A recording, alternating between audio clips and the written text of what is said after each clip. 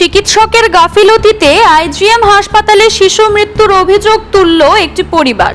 সুরশ্রী সরকার সাহা নামে রাজধানীর পার্শ্ববর্তী মলয়নগরের সাহাপাড়া এলাকার গর্ভবতী এক গৃহবধূকে মঙ্গলবার রাতে আইজিএম হাসপাতালে ভর্তি করানো হয়।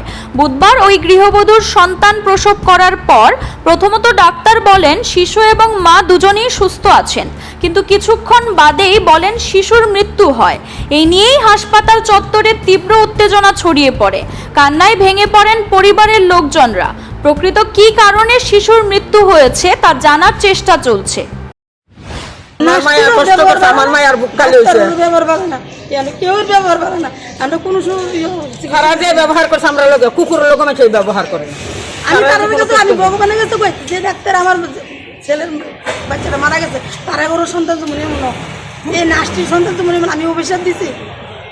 আমার বড় একটা মায়া নাই, আমার মায়া হয়েছে কত খুশি আমি সবাই। আমার মায়া লেবার রুমে গেছে ইসনে দিয়েছে খান্দাগাজি করছে আমার হেন চলে যাও আমার হেন চলে যাও সারা কারণে ওকে গিয়েছিল দিদি মরে বসে আমার যে একটা কষ্ট করছে সারাটা রাত্র চোখের ফাতা দুই দেখানো করছি না মায়ার বেদনা কইছে তোমরা না পারলে তোমরা সাইরা দেও দিলে আমরা নাসরুমুল রিহানো চিকিৎসা করো না। তারা একই কথা এক পজিশনে আছে, বাচ্চা বালা বাচ্চার মা বালা নর্মাল হইব খারার কারণে আমার কথা বলতে দিছে না। তখন নিচে পড়ছি, ডাক্তার রাউন্ড থেকে গেছে, যাওয়ার পরে ওটিতে লয়ে গেছে। তখন আবার ডাক্তার ওই ছেলের মেয়ে আছে না এর বাবারে যে বাচ্চারা মারা গেছে বাচ্চার বাবারে ডাকাইছে গেছে এছাড়া কইছে আমরা সিজার লাগবো, বাচ্চার মা আর বাচ্চা খুবই ভালো আছে, মানে সিজার করেন না অসুবিধা নেই, আমরা সুস্থ আছে তো সুস্থ আছে। সিজার করছে, সিজার করার পরে আইয়া কইছে মেয়ে হয়েছে, এই 5 মিনিট পরে আইয়া হইতেছে মারা গেছে কারণ হয়েছে।